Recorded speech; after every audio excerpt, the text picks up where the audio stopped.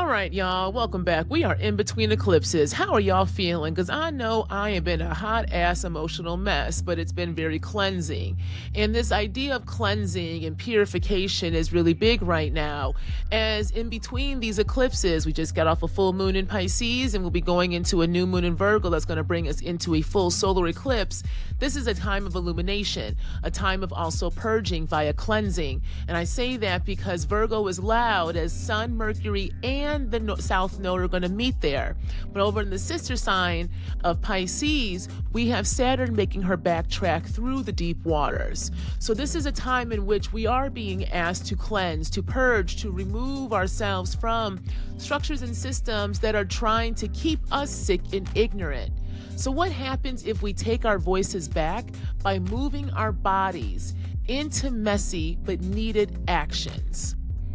This is the weekly forecast for September 10th through 16th, what I'm called a time to get messy by making sure we are cleansing, okay?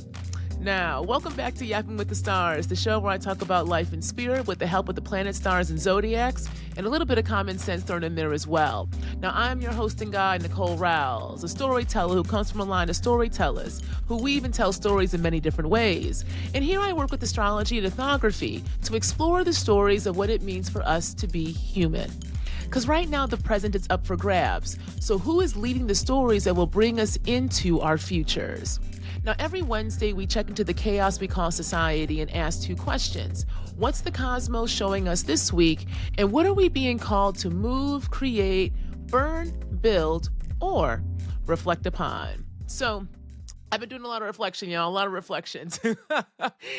Now, before we get there, I want to mention a couple of things, especially for folks who may be new to my channel and this show. So if this is your first time interacting with me, welcome. I appreciate all the support. And if you are coming back, welcome back. I also appreciate the support. I'm really thankful for the folks who have been with me every week since I started this podcast. And some of y'all have been with me since the last podcast. And I really appreciate the comments and the interaction. It means a lot, and it's also helpful just to see how people are engaging with the cosmos themselves, the energies, this content, but also it helps others as well as they're reading and interacting to see the ability for them to tell their own stories. So I do want to say that. Thank you very much to those on my YouTube and also my Patreon. So shout out to the Patreon as well and the patrons, because it is with the folks' support on my Patreon that I'm able to even do this show. All right. So if you want to support me in the work and be able to access full episodes of the show, please check out my Patreon. Tiers start as low as $5 a month. And again, that support does allow me to continue to create much more freely in the public. Now, alongside, me doing this show and working on my business, which is my Embodied Futures Lab, and then my Dream Praxis Studio. And the Praxis Studio, y'all, my documentary Queering Chaos is under production. So I will be having more information about that later this month as we start to prepare for our first Queering Chaos conversation here in Chicago. So be on the lookout for that. But besides my lab and studio, I'm also a practicing astrologer. I really am, y'all. And I am trying to build that part of my business up. So I have a number of different readings that I have available on my website, drnicolerouse.com. So please go over there and peruse. I kind of break down how I read the chart if you are more interested, as I'm a Western Tropical Whole Signs astrologer who does read the chart through a Black queer lens. And I'm also an anthropologist. So I take an anthropological kind of perspective overall as I engage the chart through a Black queer lens. So you can read more about that on my website and then see the different offerings I have. And I'm running a special. So if you're interested in getting a reading from me and want to engage with my Understanding Spiritual Gifts and or my graduation life transition readings, I'm running a special on those two readings from now until the end of October. You've used the code FALL. You can get 35% off those two readings. Okay. So again, use the code FALL for 35% off my Understanding Spiritual Gifts and my Graduation Life Transition readings. I am interested in having more folks engage with those readings as a way to get more data about some concepts that I'm working with. And also, I really enjoy those readings. So I'm running a special for those till the end of October. And I also have a new reading as well that is working with the energy of chaos. And we're going to be talking about chaos a lot this episode, y'all. So it's called Working with Chaos, and it's analysis of the outer planets. It's a combination of natal and transit analysis in which we will sit down 40 minutes. It's 125, and we kind of tell the story of what the outer planets are asking of us collectively, but then also how that will show up in your chart individually. Because where the outer planets are transitioning are going to be the houses in which you will be experiencing the most change. And change is chaotic. The two are bedfellows. And if you've been with me, you know I've talked extensively about that, and especially on my Patreon when we meet and we engage with my divination study sessions at my soundscape level and higher, we really kind of work through what change means when we have been presented change in society as the kind of repetition and stagnation. Well, when real change is at the door, it can be very chaotic. So how do you work with the energy of chaos and change? Because you can't really manage it, y'all. You have to flow in it. And these transits of the outer planets, alongside the placement of the nodes in Virgo and Pisces, has really ushered in this energy that is moving things quickly. Again, we're moving out of fire, and we're moving out of earth and water into fire and air. So this is action, but what kind of action needs to be taken, right? Again, collectively and individually. So if you're interested in kind of storytelling with the outer planets as a way to navigate the changing landscape, check out my managing working with chaos reading. Again, that's 125, and I've got a couple of other readings there as well. So go ahead, check out my website, Dr. Nicole Rouse, and go to town. Okay, y'all. But so all right, y'all. So chaos.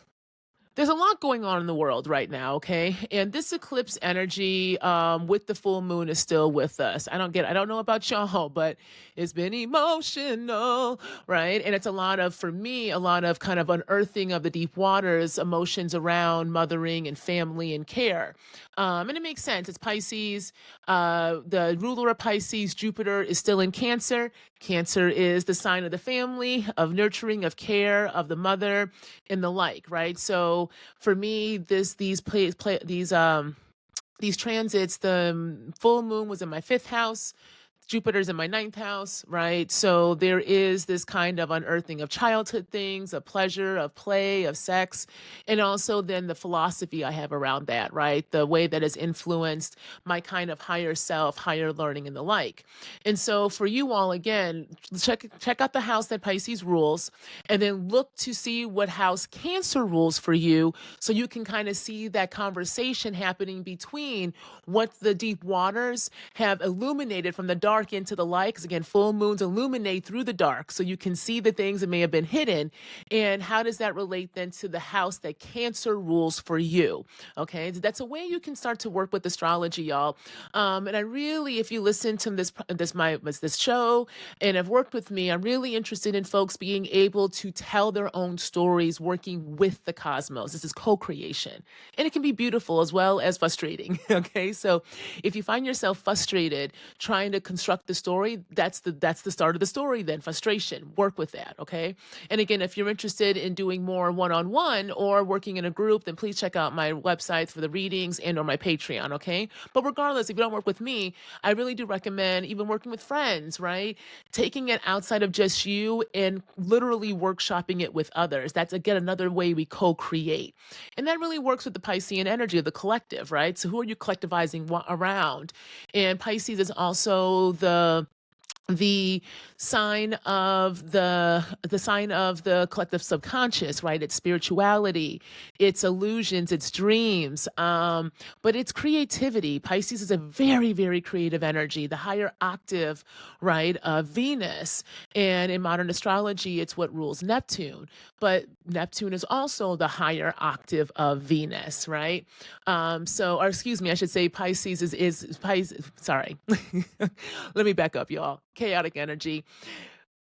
Venus is exalted in Pisces, and Neptune is the higher octave of Venus. So you can see the connection with Pisces, Venus, and Neptune energy.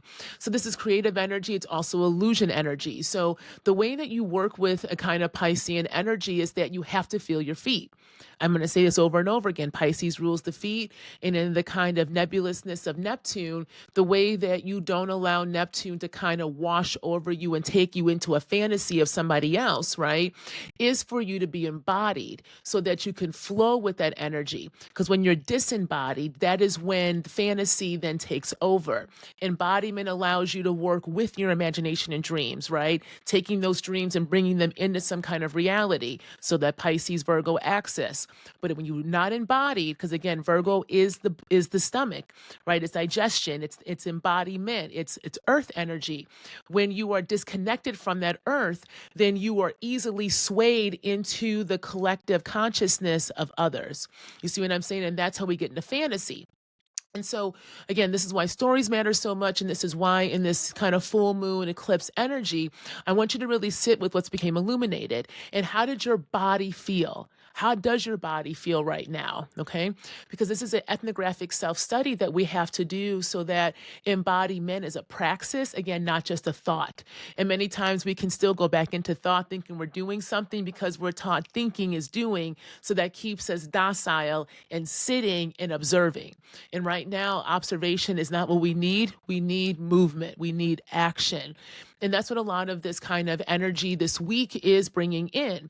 And so this chaotic energy, right, is because change is knocking at the door, y'all, and we can no longer ignore it.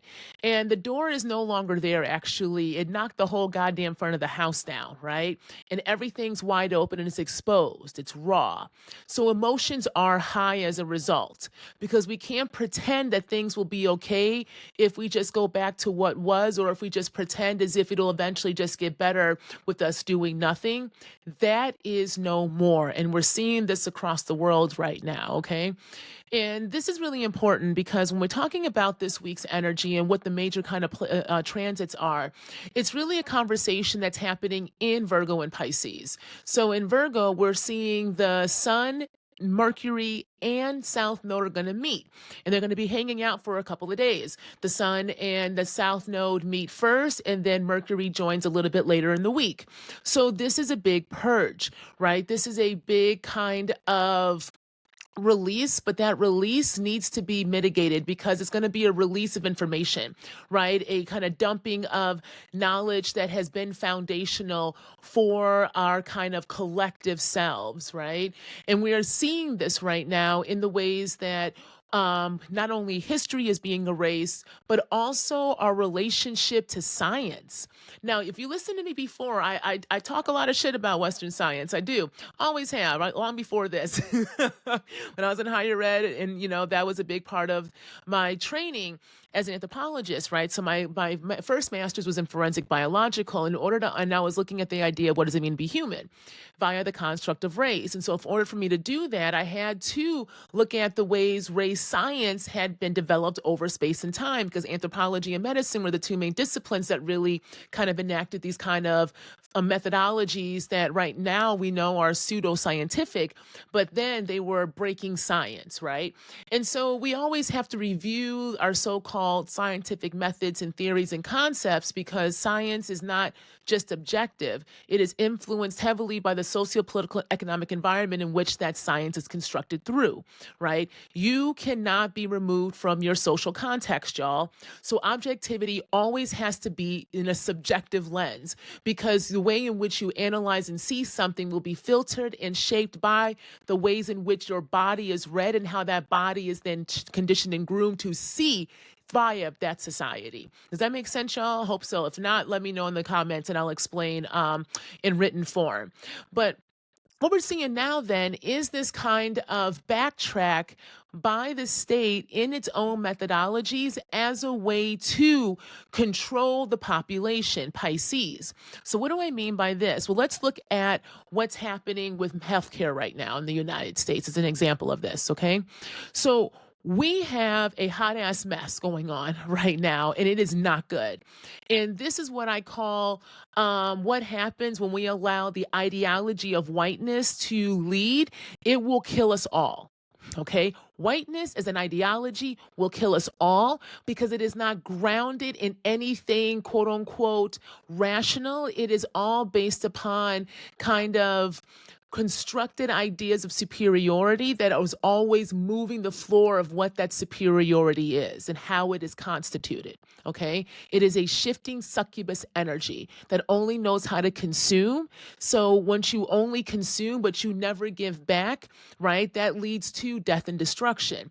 And we're seeing this right now because RFK's ass, right, being the head of the Department of Health, has completely screwed over decades of work to ensure that the population has herd immunity. And we've been in a long-standing battle in the United States with ideas of vaccinations and vaccines, right? I remember back when I first had my child. Oh, shout out to my little one, because I am recording this on September 9th, and it is their birthday today. So my little one, my little Virgo, turns 11 today, Aquarius rising, Pisces moon. So happy birthday, baby.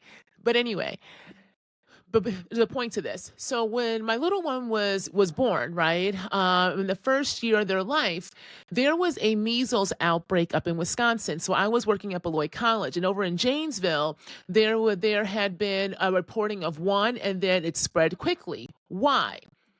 Because the anti-vaxxers had decided that they did not want to vaccinate their children, but they would have inoculation parties in which they were bringing their kids in to purposely be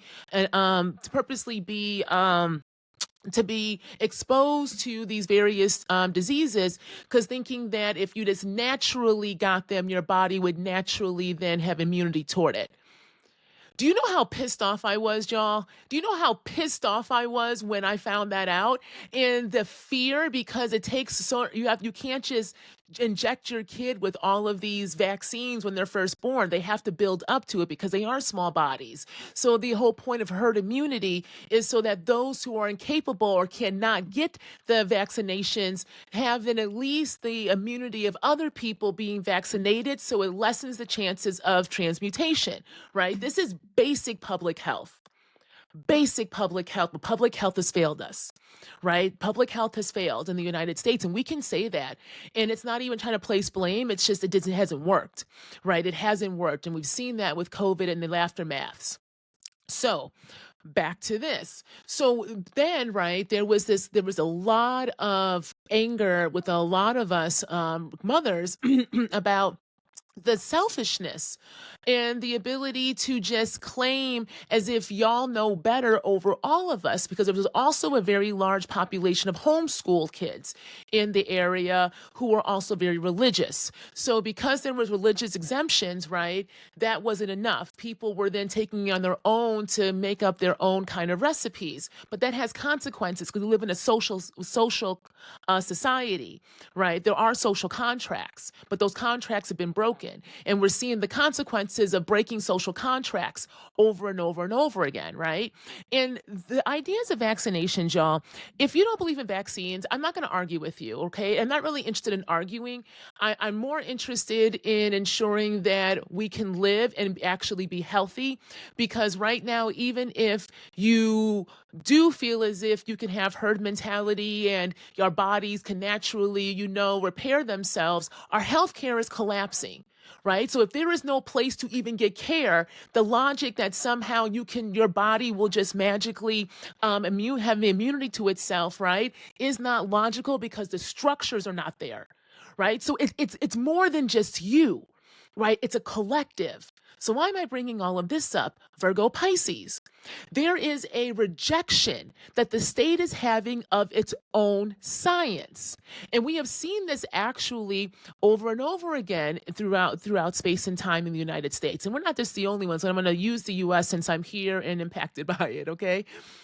So when we're thinking about then what kind of knowledge, what kind of structures, what kind of analysis are we doing? we are seeing sun, this like those in charge, the state, right, and using their ability to take over communication, Mercury. We are seeing them really completely basically go back on what was the foundation of the knowledge of the state.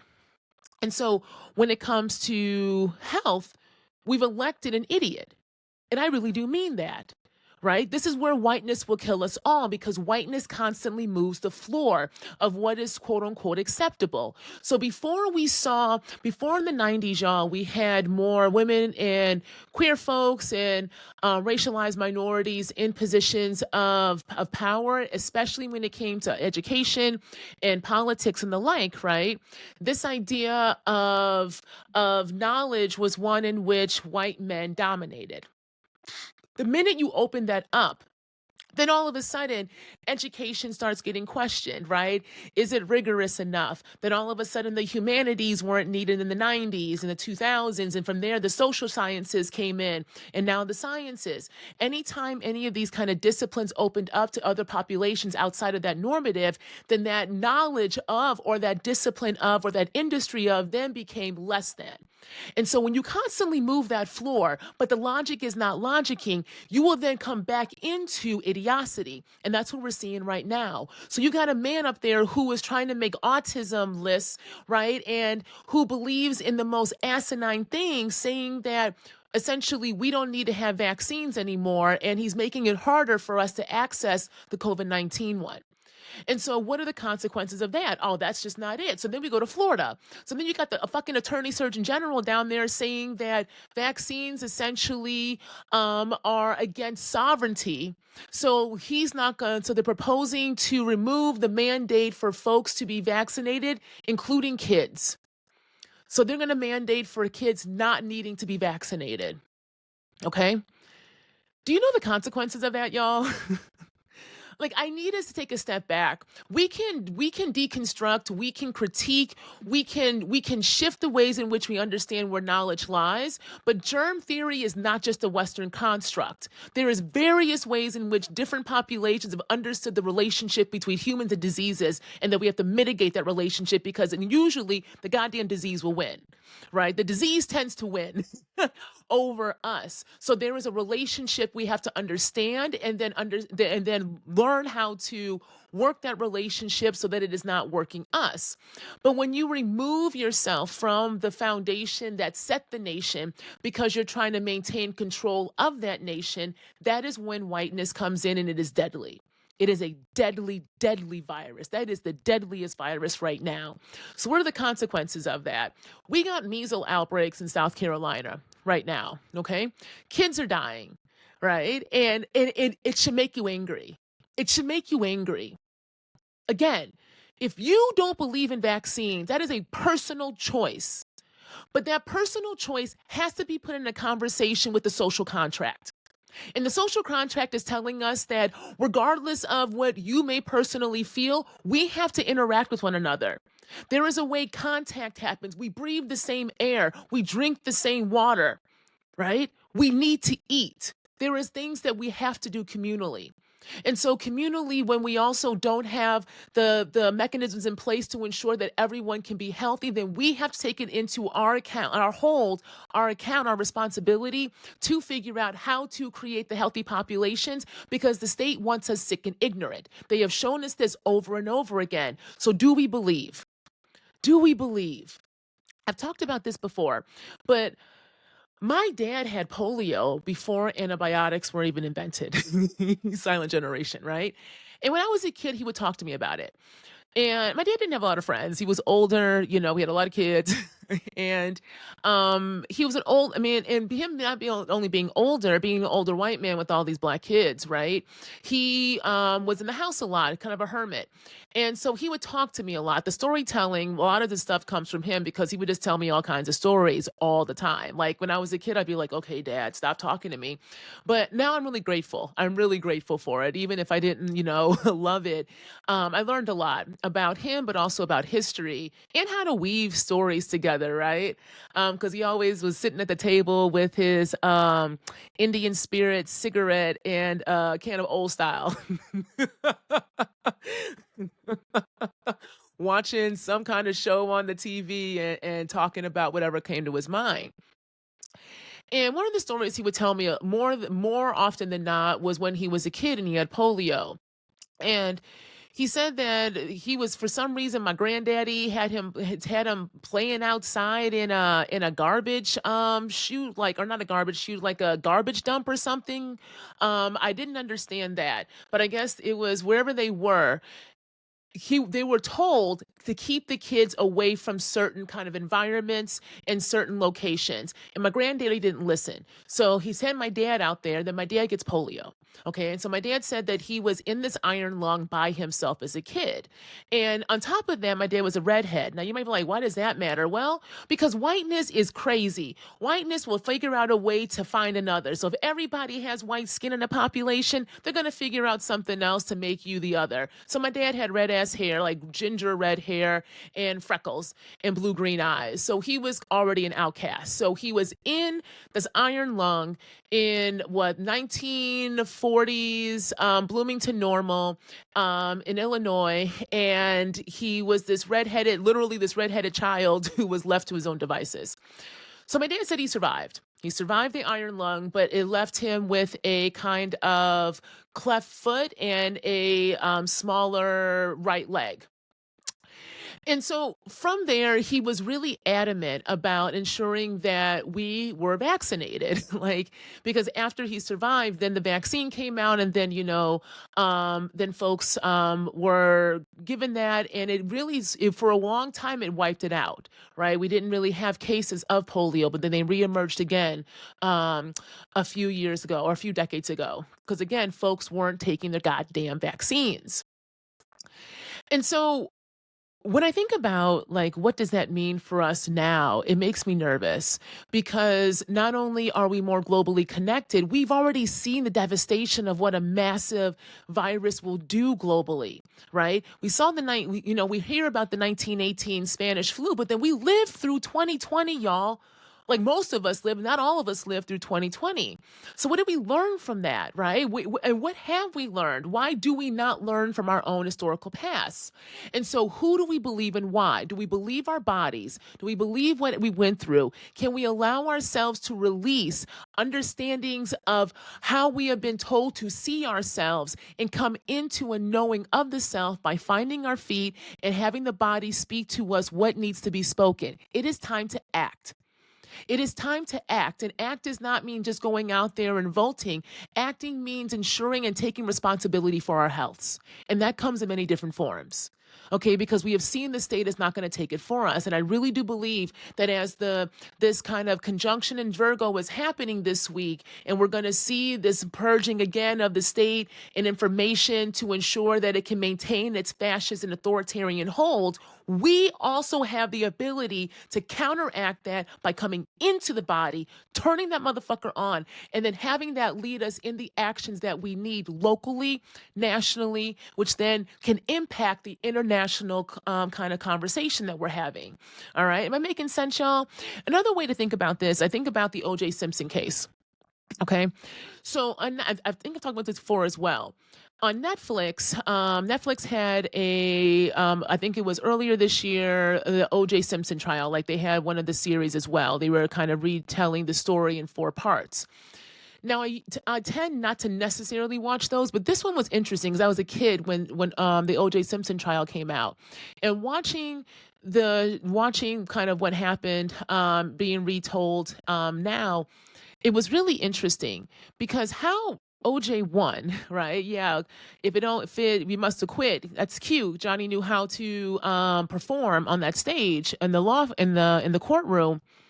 But what really won was the fact that the state could not live up to the hype of the science that it was purporting to be the absolute truth. See, when you listen to the trial and you read the transcripts and then you watch, the various kind of documentaries and recreations of it, you see that the state had to get the jury to understand and buy into the universal objective truth of Western science via DNA analysis, forensic science. Now, this is interesting because my first master's was in, again, biological forensic anthropology. So I learned a lot of this kind of underlying CSI and forensic investigations and the kind of science behind it. The science is not necessarily as legit as it purports itself to be, but that does not matter. It's all about the buying into the validity of the science. So this is brand new science, really, in the early 90s, right? The overall of using kind of forensics as a valid way to investigate crimes. So then how do you get a jury to understand the science itself, which can be pretty bogged down and technical in nature, while also having to weigh it as evidence against somebody who's at trial? Well, then you got to make that science be absolutely truth, no matter whether you know it or not or understand it or not. If it says what it says, then it says what it says, and that is what it is. So if it says that OJ is there because a blood splatter is there, then you have to believe that over any other kind of evidence, okay? Now you might be thinking, well, that makes sense, Nicole. Sure, it makes sense if the science is actually as valid as it claims to be. But how are you defining validity? You got to put that in the sociocultural context that validity is understood through. So what is that context? The courtroom, the law, the legal system of the United States. But our justice system already told you the bitch is blind. Justice is blind. That is not actually a good thing. I'm not trying to be ableist. I'm trying to be structural here, y'all. If the law will not understand and see itself, then how will it believe the structural inequities are embedded within itself? This is the law literally saying it will not look at itself. It will not analyze itself. It will turn a blind eye. So then it's all about what you can prove. It is not about truth. It is about what you can prove. So then what happens? This is where we really get to the foundation of the nation, y'all. It's about money. You got a black man who wants to be white. He made himself very clear. OJ tried to remove himself from his identity. He was going to stand as a figure on his own. And he did, right? He did. And he had the money to do so. He had the money to perform white men, right? White malehood. And when I say white men, I'm talking about the ideology of white men. I will put in the show notes a really great article by Sarah Ahmed in which she talks about the institution of white men. Okay, because I'm not just talking about people, I'm talking about the institution and ideology that undergirds and underpins the state. All of that is cracking right now because the state doesn't even believe its own goddamn knowledge. So going back to OJ. So as the state is presenting this evidence, this forensic evidence, right, and telling the jury that that is truth, their methodology is shit. They're not very good at their own science. So what does OJ's folks do? They hire their own forensic folks and they run those analyses, right? And they are able to perform validity better than the prosecution. Right? That was the opening. And then the whole glove thing happens and the like. And so OJ gets off because that really is, interestingly enough, the kind of foundation of the nation. It's not about real truth. It's about what you can prove. It's about what you can prove and how you can prove it and how you can perform it. And since he had the money to perform it, he was able to do and outsource the state itself, hence winning. But when he left, he did not win socially, though, because he stepped back into being a black man who was acquitted of murdering his white wife, right? And then so there is social consequences to that. But in that court of law, in that container of the nation, he becomes the embodiment of the institution of white men that must be upheld, right? It must be upheld because of patriarchy, right? That Christian white patriarchy. Bell hooks his whole, heteronormative patriarchal, blah, blah, blah, all that shit, right? That's the embodiment of it. So what happens, though, when the state, again, goes back on its own kind of validity, goes back on its own knowledge, on its own knowing? Well, then you get a bunch of illogic. You get the emperor not having clothes, y'all. So do we believe? Case in point 2. Whiteness will kill us all because racism is stupid and expensive. Example, the Supreme Court. The Supreme Court earlier, what was it, earlier this year? I've lost time now. I really have lost time, y'all. The Supreme Court ruled that affirmative action was unconstitutional because you cannot use race as a basis to have college admission. Okay, saying all kinds of shit about essentially, it's racist then to against white folks and Asian folks if they don't get in if you are using race-based analysis. Because again, if the state is blind, if justice is blind, then how can the highest courts that uphold that justice see the structural inequities that have prohibited folks from entering into these institutions that ancestrally many of our forekin helped build? Well, you just keep moving the floor because in one instance, race cannot be used for emissions, but now the Supreme Court just made it legal for ICE to be able to racially profile folks in LA.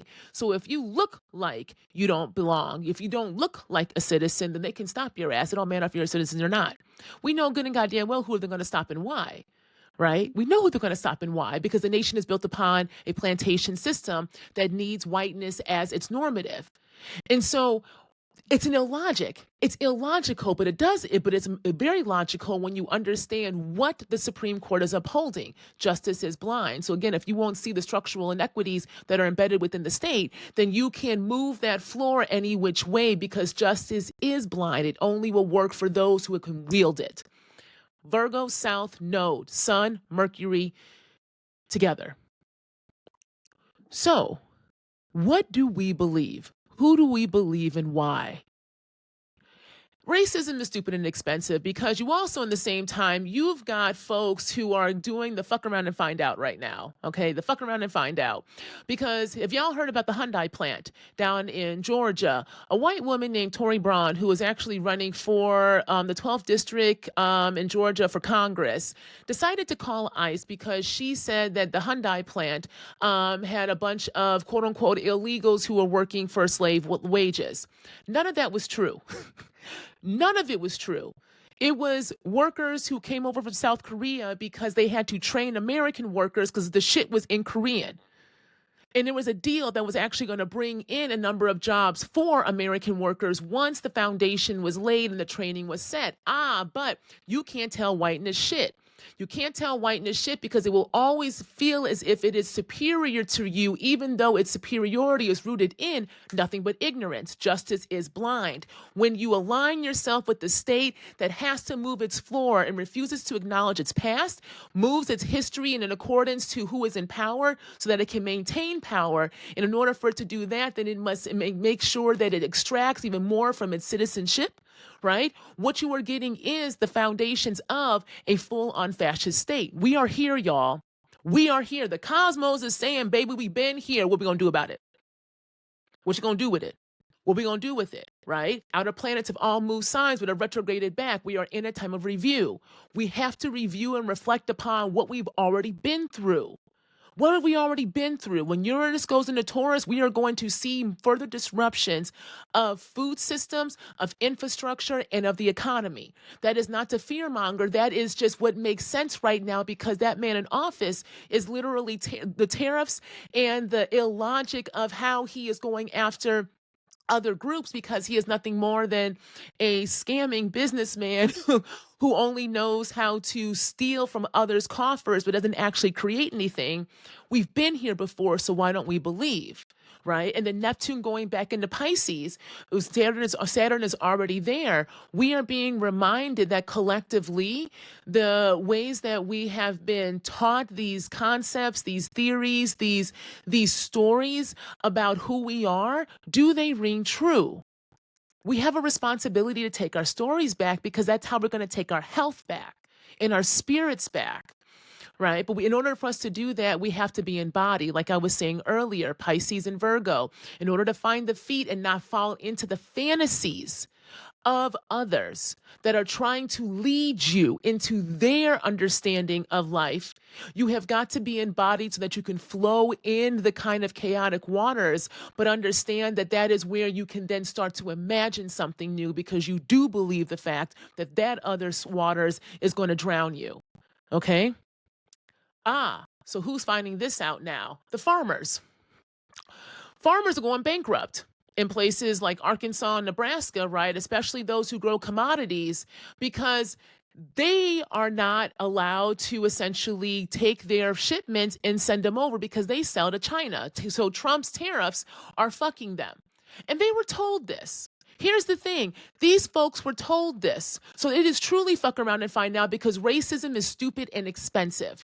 So now Hyundai, let's go back to Hyundai real quick. So now the Hyundai in South Korea said, okay, well, bet we just gonna pull all of our shit out. Let's just pull it all out. Y'all want to play with us after we agreed? You talking about these folks are illegal, but we're coming over here to help you? We'll just pull it out. So now you have screwed, this white woman has screwed over her own constituents that she supposedly wants to be leading. Why? Because she has allowed sickness and ignorance to overtake common fucking sense. It's called the question. It's called asking a question. It's called, if you really were that concerned, called OSHA.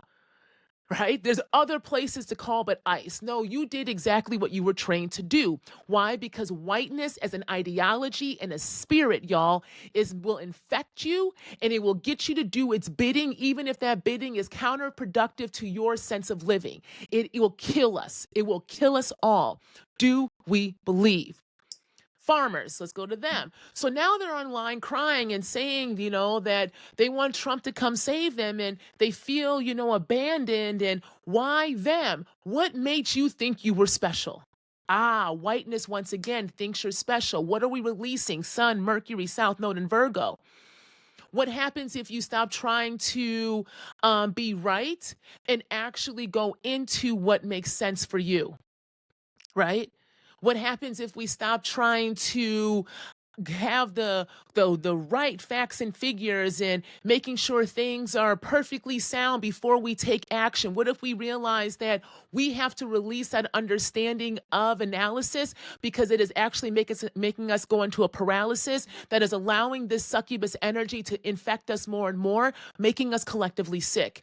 Herd immunity is needed right now, y'all, but the herd immunity comes when we ground in our feet and believe our bodies and allow our bodies to move us into something different.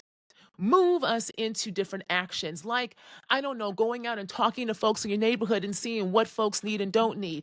Going out and figuring out the kind of supplies that can be garnered when you have folks be able to articulate what they need, right? There's little actions we can take that lead to bigger actions, right?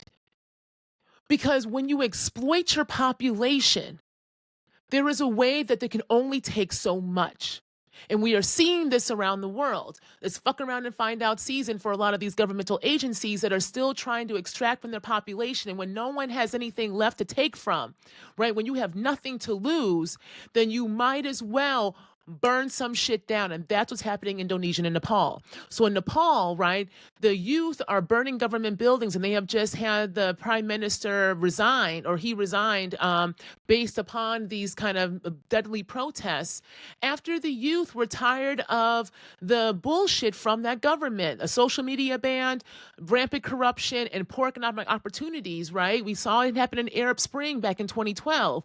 You don't have any kind of avenue for the youth to be able to then live their life. What can else they do but have action and revolt? Indonesia, right? There is protests, massive protests being led a lot by women and youth as well over corruption after the state killed a 21-year-old who was literally just out, right? But heavily rising taxes that are taxing the working class and the everyday person as a way to support and to basically support those in power with their housing allowances and their stipends and stuff. The inequities are too much. Folks believe their reality. Folks believe their body, the material reality, their material existence. And if it is shit, but you are still asking more of me, while I am seeing you literally have your belly full, your car fully gassed up, right? And you are sitting in comfortability while I am trying to make it, then what else can I do? Herd immunity. What is the collective health that we need, right? Because if not, then we end up reproducing what is. We end up moving back into these logics that are illogical, even as we think we are doing something different. Case in point, Burkina Faso. Because homophobia won't get your ass free either. So right now, before this ruling, the leader of Burkina Faso, young militant, a young man who is leading the military that is now taking over the government, right? A lot of folks, especially in the left and in the West, we are looking to Burkina Faso as the embodiment of this kind of decolonial praxis, right? Of what it means to push out your oppressor, push out the colonizer, and revert back to kind of indigenous ways of knowing and being, so for self-governing and sovereignty. That is all great and good. But when you then reproduce the same type of kind of political structure that you said you were moving away from, all you are doing is becoming the new oppressor. And so right now, Burkina Faso has just criminalized homosexuality with imprisonment. What the fuck does that have to do with y'all getting free as a nation? I really mean that. And see, what also makes me mad about this is that there's a lot of leftists online in the US, these goddamn Stalin Marxists, who want to do mental backflips as they are trying to speak down to folks and telling us that we don't need to be getting in Burkina Faso's business, right? Because we don't want to put a Western perspective on their political economic system, because that will then allow the US to be able to go in and intervene. So we're just giving our imperialist core the ammunition to go in and take over once again. That makes no goddamn sense, y'all. That makes no sense. That makes no sense. I'm going to say it again. That makes no sense. Especially when the U.S. doesn't need an excuse to go in to intervene for anything. And also it makes no sense when the U.S. has just rolled back all our fucking LGBTQ rights is here as well, and continue to roll them back. Are you fucking kidding me? The U.S. government just they had to told out trans officers who have served for decades, whether you like the military or not. They just got screwed over. They were let go, no pension, nothing. They were asked to come out, and then once they really did reveal themselves, then they were told to get the fuck out. What makes you think the U.S. is going to go over there and try to intervene for the rights of queer folks there? That makes no sense. Okay. But what this is an example of, y'all, is what I've been saying for a while on the show now. When a state can control the family, that is how it controls the nation. And so this is the beginning of another type of authoritarian regime, whether it is understood or not. Because if you are dictating who can mate with who, thereby criminalizing who cannot mate with who, right? You are forcing people not only in the closet, but to perform a heteronormativity, to perform an understanding of family that requires a quote unquote man, a quote unquote woman who produce offspring. And those offspring then get indoctrinated and put into the boxes of that family structure, whether it be a nuclear family, kind of generational, whatever it is. If it's still through a heteronormative lens, it's a way of population control. It is a logic that always brings us back to a reproduction of a very strict normative. Okay, so how is this decolonial? How is this supposedly helping us in these kind of liberatory futures? It's not. It's another articulation of how a population will come in, how a power structure will come in. And when you have not done the work of rooting the oppressor out of you, when you have not turned that fucking mirror around and ask yourself, where is the monster lying within you? Then you will let that monster come out and think that it's a god, think that you are doing something to elevate your people. We see it over and over again, y'all. We've seen it over and over again, right? And so when we allow ourselves to come into our sense of self, by coming into the body and asking ourselves, what does service and health really look like if we believed ourselves? Then we can deconstruct from and really reinterrogate and reevaluate how we even think about analysis. This idea that we need to have things all laid out in a certain way, that we can't do something unless it's perfectly already constructed, makes us docile.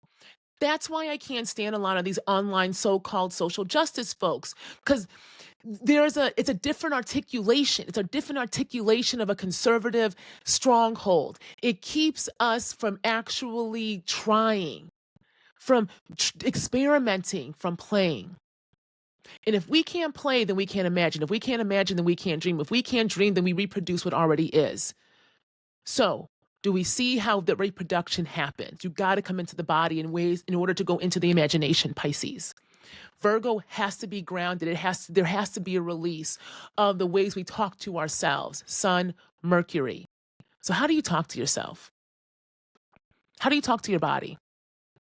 How do you understand the ways that you have disciplined your body? I talked about this a lot last week, and we're going to keep talking about this idea of devotion over disciplining. If we become devoted to the self, devoted to the body as a way so that we can figure out what healthy collectives look like, both physically but also spiritually, right? Because our spirits are being broken on purpose so that we do become even more docile, more conservative. We do the work of the state for it. And we're seeing that a lot with this there's now this whole conversation that's been exploding online and in certain, like I think The Cut had an article about it, or a few articles about it, about this kind of idea of a pleasure crisis. And of course, folks are using queer folks, as mostly gay men, as the example of overabundance of hookup culture. So people, really aren't having deeper connections, and then others saying that's ridiculous. Y'all are essentially just shaming folks who want to experience pleasure. And for me, pleasure is really important right now, y'all. Pleasure is really important. Can we allow pleasure to lead us? But pleasure does need some logic to it, right? You got to have consent. You got to have protection. What are your protection practices? What are your protection practices? Because that's what we're being asked to do. We're being asked to cleanse and protect. I've been talking about this for a while as well. Because when we go from Virgo into Pisces, right, there's a kind of cleansing and protection ritual that can come through. There needs to be a purging so that we can come into a deeper kind of knowing of what it is we are creating. What are we imagining? Who are you dreaming with?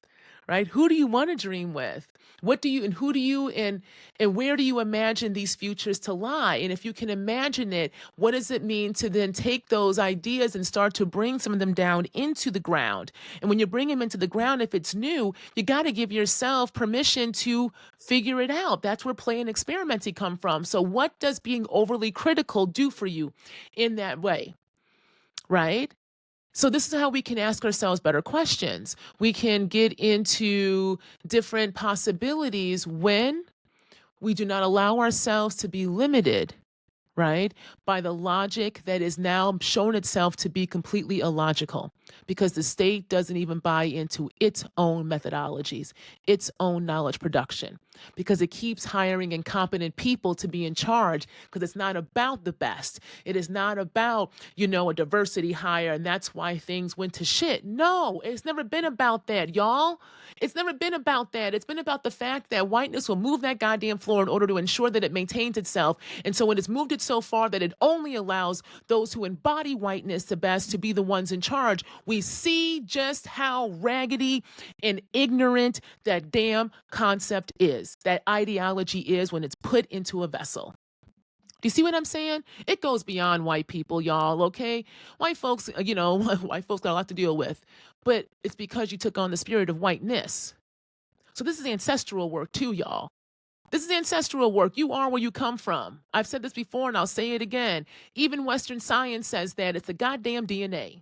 I don't want to hear no more folks talking about, that don't bother, that don't nothing to do with me. Y'all just talking about the past, all this other shit. When folks will talk about their great-great-great-great-grandmama is 1/16 Irish and French and all of this shit, you can conjure that up when you sitting at a table with half-seasoned food, right? That is a bastardization of that so-called historical past. But yeah, you don't understand how the civil rights movement and the fact that we just got the right to vote 50 fucking years ago is somehow impacting the present day moment, or the fact that there was a whole plantation economy built upon enslavement of making people less than human, how that still has consequences here. It has consequences here, and it's killing our kids. Why? Let's go to Tennessee. Tennessee, a small district in Tennessee, just said that it will not allow doctor's notes. If your kid misses more than 8 days of school, regardless of whether they're sick or not, they will be sent to juvenile court. They will be recommended to send to juvenile court. Doctor's notes don't matter. Fuck the health of your kids. Releasing South Node, Virgo, into Pisces. Pisces North Node, that's addiction, that's disease, y'all, when you're not clear about the logic we are using to ensure the collectives are healthy. So now you're going to make these kids go to school. If not, they're going to go to juvie, have the ability to go to juvie court. And we have seen this over and over again. Prison to pipeline system is real. And they will take any kid. It's not just the black and brown ones, y'all. Because whiteness is a succubus. It's illogical and it's dangerous. So if we are being shown that the state does not even buy its own bullshit, and because it is giving us incompetent leadership, and that incompetent leadership is the embodiment of what they say is the best there is, then why are we buying into this bullshit? Release and come into a different understanding of the collective, a different understanding of the spirit, and a different understanding of what a herd mentality looks like. We got to cleanse. Protection and cleanse right now, y'all. Protection and cleanse.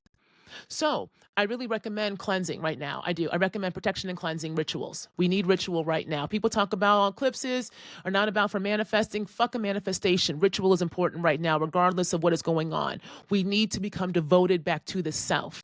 We have to understand what the self need so that we can figure out what the collectives need. And this is really loud in the sky right now, especially this week. Okay. And it's really also because Saturn's here too, okay?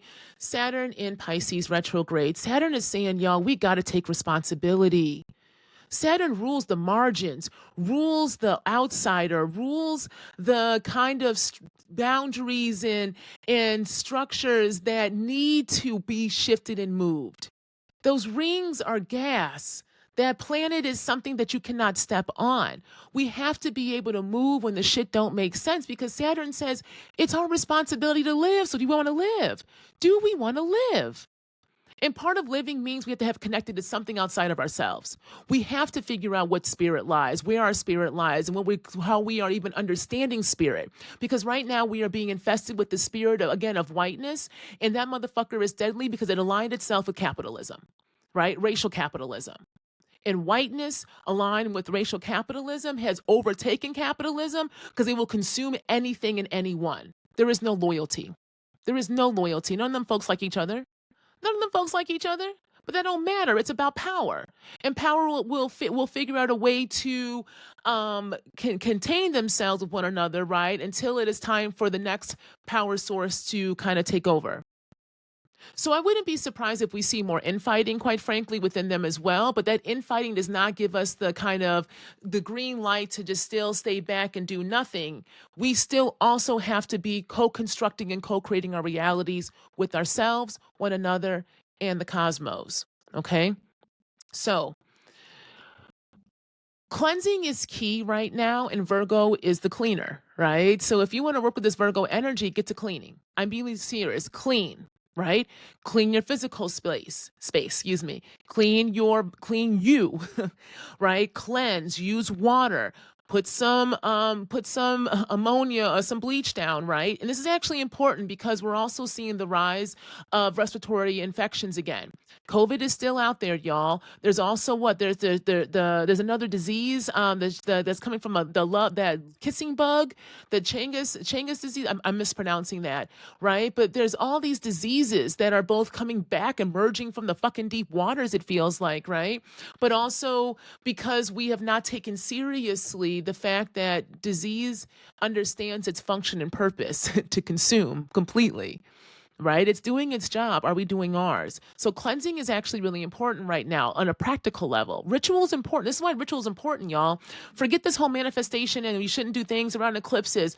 Ritual is something we need to bring back into our everyday. This is why the third house rules ritual, everyday ritual, because that is the house of communication, yes, of community, of K through 12, of siblings, of, family members. But it's also when the ancients were the house of the goddess.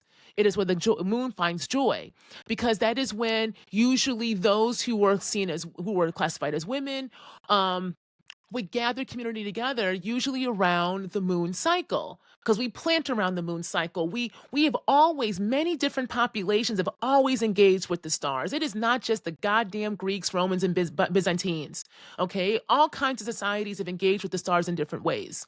And so there's also a way we have to re-engage with astrology, with the stars, to ask how we can co-create not just new futures, but actually co-create life once again. What does it mean to live?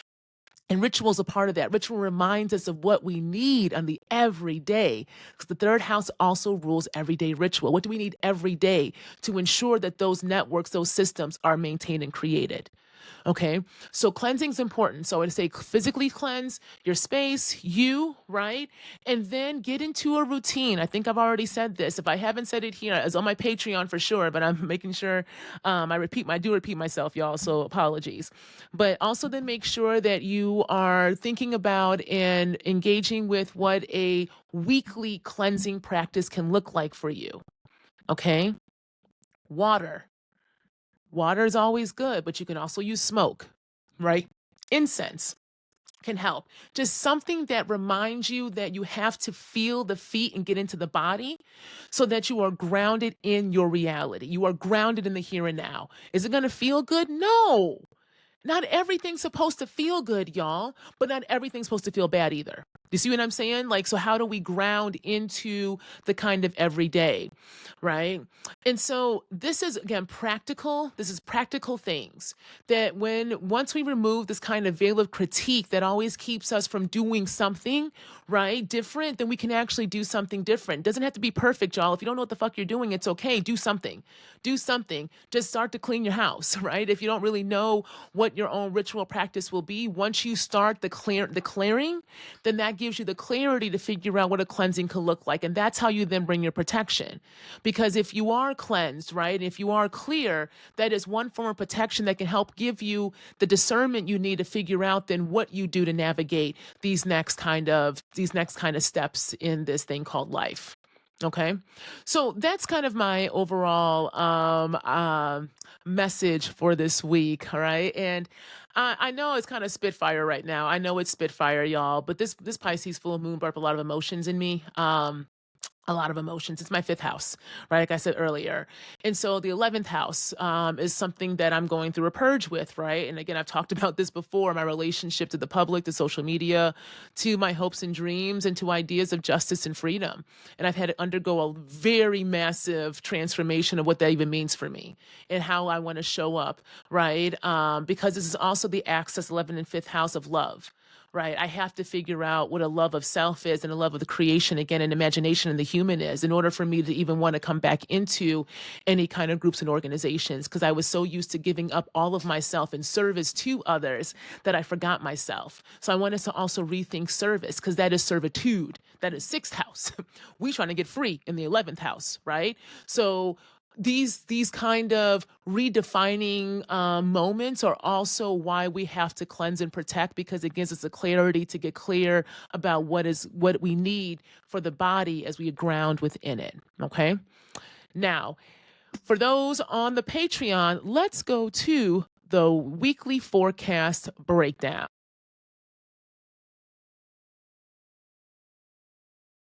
Okay. All right, y'all. I'm going to stop there.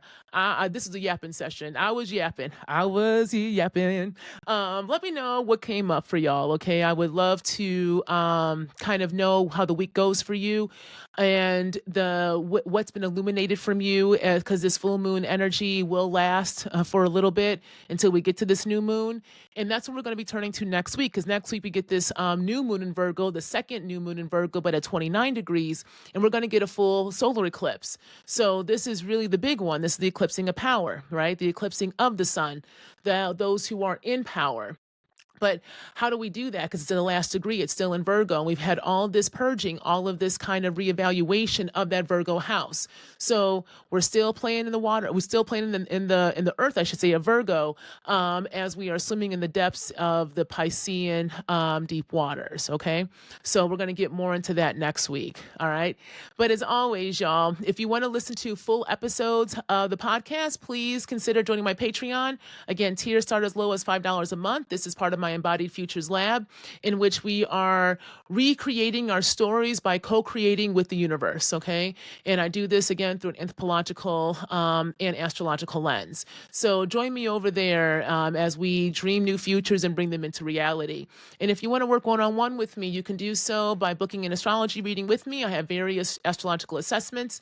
And again, if you use the code FALL, you can get 35% off either my Understanding Spiritual Gifts reading or my graduation and life transition reading. Okay. And I also have a couple of new readings that are telling stories of the outer planets and how you work with chaos as a way to understand change.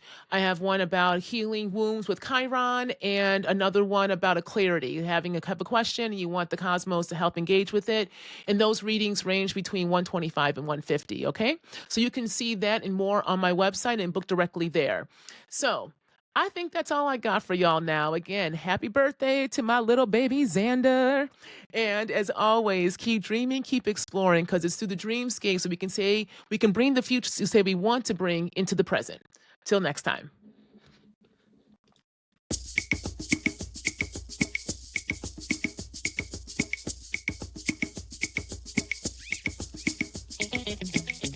I get why I'm angry now. I betrayed myself.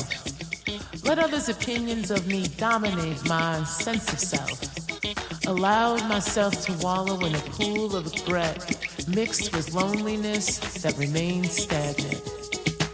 Had folks in my home who turned it into theirs, then seemed annoyed I was still there. I get why I'm angry now. I betrayed myself. Allowed trauma I had repressed to turn into an armor. I became my own mask to protect the femme and child within me. Therapist had me fucked up when she said through that Zoom screen. Your feet to the fire, you won't let go. You're screaming for water, but you won't let go. It keeps getting harder, you won't let go. The danger don't matter, 'cause you won't be designed. Now you won't let go. Now you won't let go. Now you won't let go. Now you won't let go. Now you won't let go. Now you won't let go. Now you won't let go. Now you won't let go. La la la la la la. La la la la la la. La la la la la la. La la la la la. Fire came next. It burned up and out of me for the next 3 years. Allowed folks to tell me who I was as they took more and more. All in the name of love till that love turned cold. Where there was once joy, now only a void. Wanting to go, the monster steady knocking at the door of my heart. Not seeing a heart, but a light to draw from. Till there was no more. Run, run, run away. Far, far, far away. Wherever you go, there you are with the bag you're carrying. Run, run, run away. Far, far, far away. Wherever you go, there you are with the bag you're carrying. You live with the pain, you won't let go. Yeah, waiting on the world to change, you won't let go. The love stays the same, you won't let go.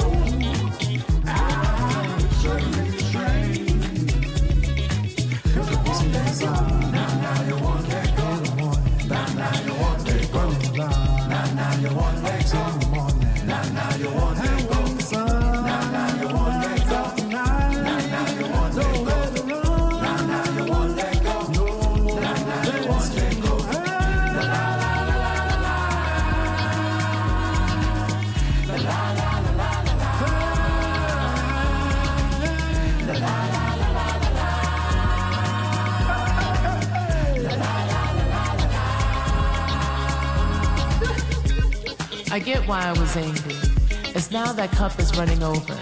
From love of life from people who shine so bright. Such warmth and delight upon us seeing one another's light. That cut through the heat of self-flagellation. A warmth that tamed the fire within, which kept me in a tailspin of past grievances. Rumination over what could have been. What I did wrong. Why I was wronged. Why I was wrong. No way out until arms wrap themselves around me. You ain't gotta do this by yourself, baby. Love, true love had entered. My child and femme felt safe. They are out and learning to play. I get why I was angry. All that anger was my protection from hard realities that I had transmuted into other fantasies. Then the fantasies became reality. A veil of self-delusion that eventually cracked and broke me wide open. The anger had to come out. Like melodies from heaven, it rained down on me, molten lava, melting away the layers that have built up over 4 decades till it was just me. Finally. I know why I was angry, and the anger served its purpose. Showed me how I betrayed myself to be of service to others who could not see themselves without my light until that perfection burned a little too bright. Now, let's see what leading with sweetness feels like.